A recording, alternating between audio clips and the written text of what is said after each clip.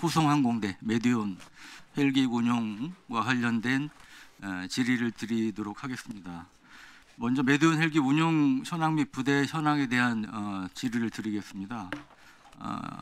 제가 질의를 드린 취지는 메디온 헬기 부대원 조종사를 포함해서 장병들께서 정말 어려운 역에서 최선을 다하고 계시다는 것을 잘 알고 있고 폄훼하려는 의도는 전혀 없다는 점을 사전에 좀 말씀을 드립니다. PPT 좀 띄워주시죠. 의무우상항공대는 국산 수리온 헬기를 응급 환자 후송용으로 개조한 헬기를 운영하고 있는데 8대를 도입해서 운영 중인데 대당 263억 원씩에 도입한 것으로 알려지고 있습니다. 다음이요. 다음 PPT 띄워주세요. 그동안 출동 현황을 좀 봤습니다. PPT에서 보시다시피 2020년부터 작년까지 5년간 평균적으로 보면 나흘에 한 번도 꼴로도 이제 출동을 하지 못한 것으로 나오고 있습니다. 유사시에 또 평시에도 응급 환자가 발생했을 경우 최전선에서 활동해야 될 이제 엘리트 의무 항공 부대인데 현황은 지금 보시는 바와 같습니다. 다음 PPT 띄워주세요. 1대1로 뭐 비교하기는 어렵겠으나 의무우승항공대와 동일하게 용인에 있는 경기도 소방재난본부 119 특수임무단의 헬기 출동 횟수를 제가 받아봤습니다. 같은 기간에 2020년부터 24년까지 5년간 4,602회를 출동한 걸로 나와 있는데 이 경기도 119 특수임무단은 의무우승 전용 헬기 아닌 민간 소방 헬기 2대를 운영하고 있는데 횟수상으로 보면 훨씬 많은 출동 횟수를 갖고 있고요. 이 헬기 2대도 보면 한 대는 120억, 한 대는 81억 원짜리입니다. 그러니까 얼핏 보면 이 국민 혈세 2,100억 원 가량이 투입된 이런 메디온 헬기 8대가 이렇게 적게 출동하는 동안에 지난번에 안타까운 훈련병이 가혹행위로 사경을 헤매다가 구급차로 이송하는 중 사망하는 이런 이제 사고도 있었는데 이런 일들이 이제 발생하는 것이죠. 오늘 증인으로 중증 외상외과 분야의 권위자이시고 응급 헬기 출동 횟수하고 누적 비행 시간이 가장 많으신 유국종 국군 대전병원장을 모셨습니다. 증인께 좀 질문하겠습니다. 이런 우리 국군 의무수 후송항공대가 전시라든지 대규모 재난 상황에서 부송자들을 제대로 후송할 수 있다고 보십니까? 존경하는 유영원 의원님,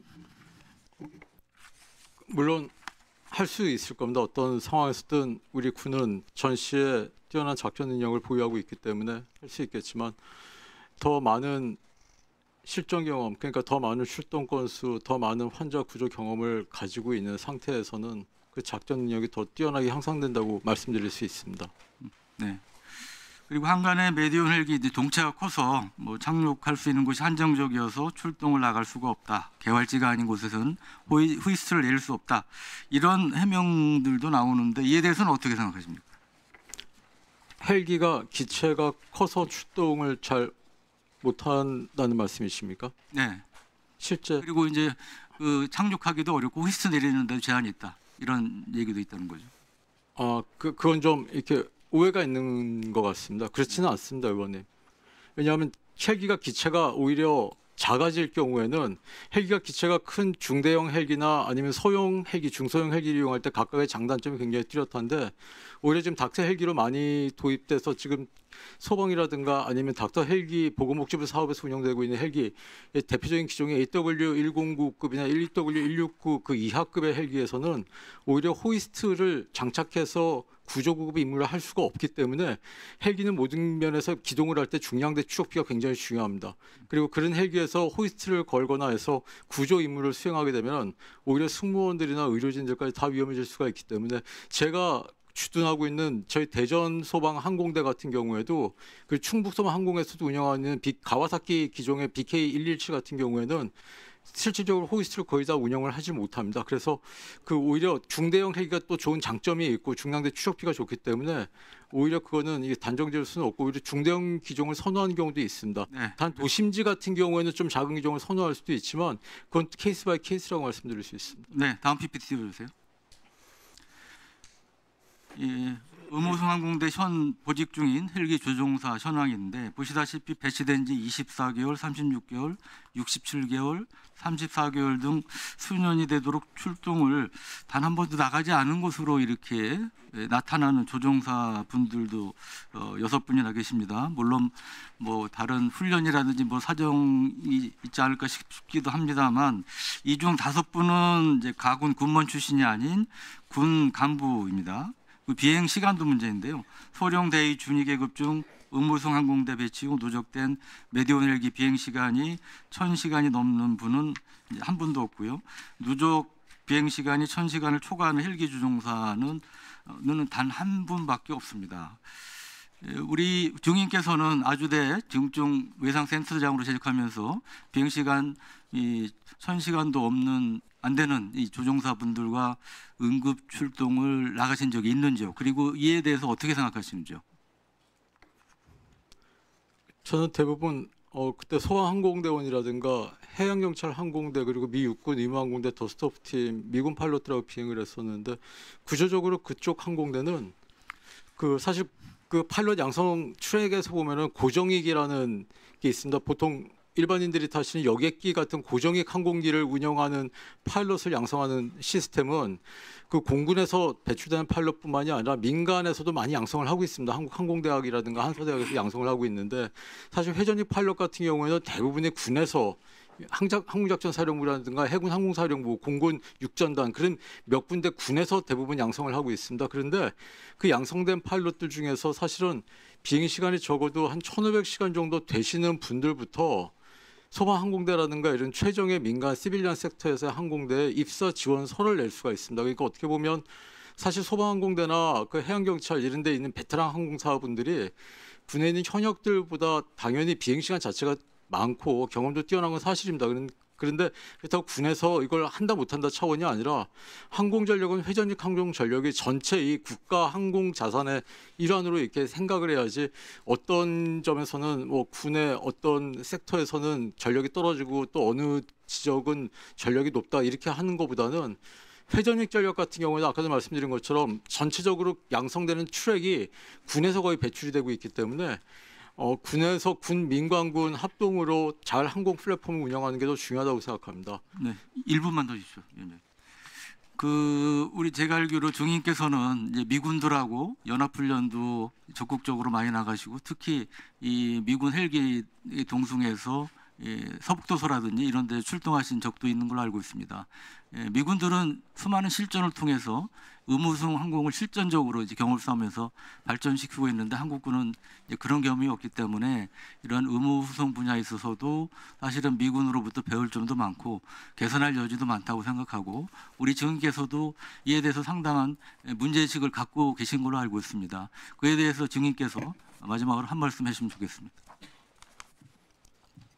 미국처럼 이라크나 아프가니스탄 같이 회전익 항공 전력에 굉장히 극도로 위험성을 가진 지역에서 우리 군이 인위적으로 거기서 전쟁 지역에 참전을 해서 경험을 쌓을 수는 없습니다. 그렇지만 우리 대한민국 내에서도 한반도 내에서도 얼마든지 소방항공대라든가 아니면 일반 닥터 헬기가 구조 구급 임무에 있어서 도움의 손길이 필요한 항공 전력이 필요한 부분이 많기 때문에 우리 군 항공전력이 민간에서 필요로 하는 항공전력에 많이 같이 동참함으로써 같이 실전 경험을 더 많이 쌓을 수 있는 그런 상태가 되면은 민관군 복합적인 항공전력 발전에 도움이 되지 않을까 생각하고 있습니다. 네, 또 황선영 의원님 질의하시기 바랍니다. 이국정 지금은 병원장님이라고 말씀드리고요. 지금 질의응답 하시는 것 중에 제가 반박하는 거 아니고 현실을 좀 말씀드려야 개선이 될 거니까. 현재 운영하는 의무소 항공대 항공기 대수가 8대 편제지만 6대밖에 없는 거 아시지 않습니까? 네, 그렇습니다. 6대밖에 안 되고 한 곳에 파견 나갑니다. 지금 파견 나가는 곳이 춘천에 나가고 포천에 나가고 용인에서 있는데 용인에 있는 항공기가 백령도까지를 포함하는 거죠. 그죠? 여기 나가서 대기하는 조종사들은 한 번에 나가면 24시간 연속 5일씩 대기합니다. 한번 생각해 보십시오. 그리고 항공기 대수가 한 대입니다. 그리고 이제 28년까지 전력화가 되겠지만 그다음에 아까 말씀하신 것처럼 우리나라에서 그 외부의 소방이라든가 그다음에 경찰이라든가 산림청 헬기를 양산할 수 있는, 그러니까 조종사를 양성할 수 있는 곳은 육군항공, 해군, 그다음에 일부 공군 이렇게밖에 없습니다. 그래서 제가 지난 국감 때 우리 조종사들의 어떤 보수를 올려달라고 얘기하는 게, 이 의무송 항공대는 육군 항공사령부 소속이 돼서 이 부대는 작전부대라는 것 때문에 이 부대 조종사가 순환보직이 됩니다. 그리고 부대가 편제가 구성되어 있으니까 중위도 있고 그다음에 준위도 있고 대위도 있으니까 당연히 이 인원들은 순환보직이 되고, 당연히 그러니까 일반 부대에 있는 인원들보다는 오랜 시간 동안 근무를 할 수 없습니다. 그래서 제가 사령관 할 때 12명의 편제를 늘렸습니다. 국정감사나 우리 안규백 그 당시 의원님께도 말씀드리고 해서 항공기 사고가 나면서 늘렸거든요. 그런데 해양 경찰이 가장 낮은 시간인데 1,500시간 이상인 사람을 뽑잖아요. 산림청이나 소방은 3,000시간 이상 된 사람만 응시할 수 있습니다. 그런데 여기 온 사람들은 200시간짜리들입니다. 그럼 이 사람들이 뭐가 필요하냐면 육군 부대이기 때문에 부대 훈련도 해야 됩니다. 전투력 측정도 받아야 되고요. 그다음에 이 사람들은 지속적인 교육 훈련 시간을 해야 됩니다. 근데 문제는 뭐냐면 지금 예산 때문에 장관님, 이게 항공기 정비를 하는데 이게 PBL이라고 성능 기반에 운영하려고 한 대당 인가 시간이 11.78시간 정도밖에 통제를 했습니다. 운영도. 그러니까 한 사람이 만약에 임무하러 나가면 춘천 같은 데 대기하다가 갑자기 감염을 취하다가 임무 수행하러 나가면 뒤에 백업이 없고 임무 수행 갔다 와서도 또 임무 수행을 해야 됩니다. 밤에.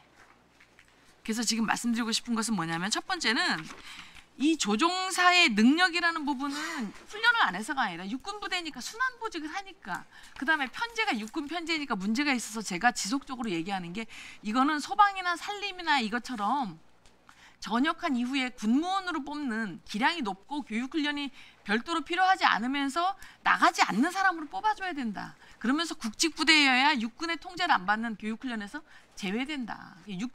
국직부대로 그다음에 군무원화 시켜가지고 운영을 해줘야 된다. 그다음에 최소한 한 개 팀이 춘천이나 용인이나 포천에 있는 한 개 팀이 눈 뜨고 대기하고, 그 다음 팀은 그 안에서 자면서 대기하고, 한 팀은 숙소에 있다가 밀어내기 식으로 임무 수행을 하다가, 한 팀은 그래도 비번이 있어야 휴가 갈 거 아닙니까?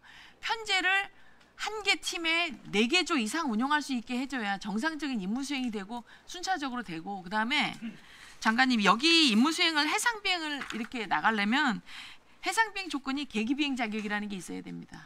그 다음에 해상 비행을 4시간 이상 해야 되고요. 해상 생활 훈련을 해야 되는데 육군에는 해상 비행 훈련장이 없습니다. 이런 조건을 다 충족하고 소방이나 산림청이 나가 있는 그런 사람들이 산림항공대에 있는데, 전국에 17개 항공대 32명이 있는 그들과 우리를 그냥 단편적으로 비교하는 것은 매우 어렵다라는 말씀을 드립니다. 그래서 제가 말씀드리는 거는, 지금 이국종 교수님, 이국종 병원장님, 우리 유영원 의원님이 말씀하시는 걸 충족하기 위해서는 첫 번째로 의무소 항공대 편제가 국직부대면서 이 사람들이 육군의 편제가 아니고 군무원화된 전문가들로 편성되어야 된다는 거. 그다음에 이 사람들이 5일간 파견 나가는데요. 초과 근무수당 한 달에 57시간밖에 안 줍니다. 57시간 정도. 이 초과 근무 67시간입니다. 110시간으로 주셔야죠.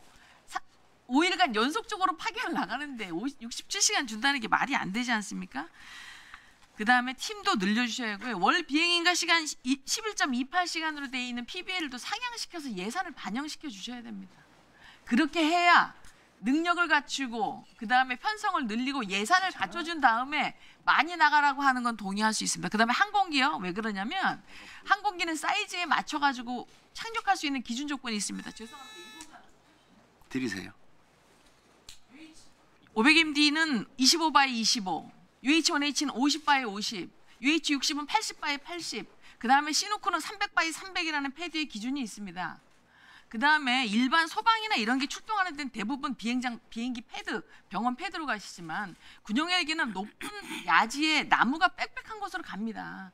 지난번에 그 임무 수행하지 못한 우리 안타까운 병사의 문제는 출동을 하려고 대기했지만 거기가 비탈진 산악 지역이라서 대기하다가 임무 수행을 못하고 결국 강릉으로 간 겁니다. 마치 임무를 안 하려고 이렇게 자꾸 한다라고 하시면 육군 병과의 인원인 저는 정말 속상합니다. 그래서 현실태를 이렇게 말씀하신 대로 개선해 주시면 육군은 언제든지, 아니 우리 군 조종사들은 언제든지 그들의 목숨과 국민들의 생명과 재산을 보호하는데 언제든지 나가서 출동해서 보호할 자세와 태도가 돼 있다는 것을 말씀드리고 싶습니다. 동의하십니까? 존경하는 강승현 의원님, 제가 경기 소방공대원들하고 비행할 때 많은 기장들이 박정혁 기장부터 해서 다 사령관님 휘하에서 있던 코브라 파일럿이지 않습니까? 그래서 정말 존경하고 항상 그 임무에 휘하에서 임무한다는 걸 영광으로 생각을 했었습니다. 그런데 제가 분명히 말씀드릴 수 있는 건 적어도 지금의 임무 틀은 분명히 깨지 않으면 단순히 임무를 잘 할 수 있다 없다 이 국감장에서 감히 그런 걸 갖다 제가 지적을 하는 게 절대 아니고 그 파일럿들의 미래를 위해서, 왜냐하면 그 사실 코브라나 아파치 쪽의 공격용 헬기 아니면 블랙호크 수리용 기반의 MPVH 헬기 기반 부대에 웬만큼 좋은 자원들이 가는 것은 당연하다고 볼 수 있는데 의무항공대가 이렇게 의무항공대로 막상 오게 되면 비행시간을 더 쌓지도 못하고 이런 식으로 되면 좋은 현역 자원들이 의무항공대 가장 어떻게 보면 실전 경험을 평시에도 계속 전시처럼 드릴을 띄고 새벽 2, 3시 30분에도 초단위로 드릴을 걸어서 실전에 임해야 되는 그 스케줄도 오퍼레이션을 하는 훈련이 아니고 실전을 뛰는 건 의무항공대가 제일 극심한 스트레스에 시달릴 겁니다.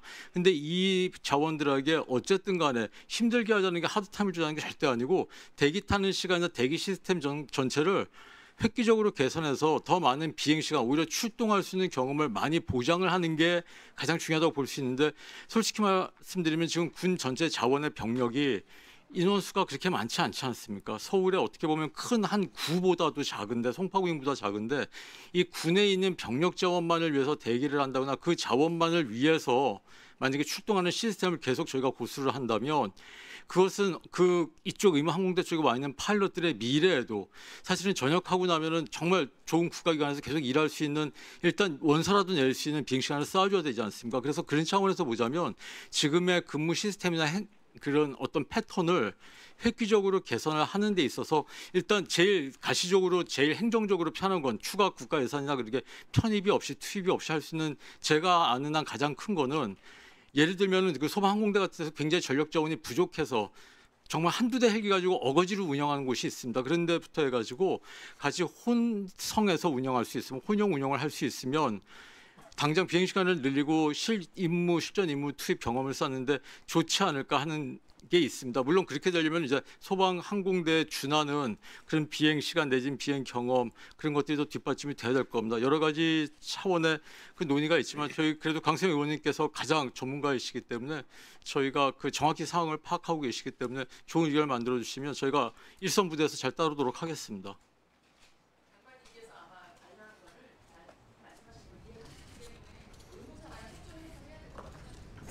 네,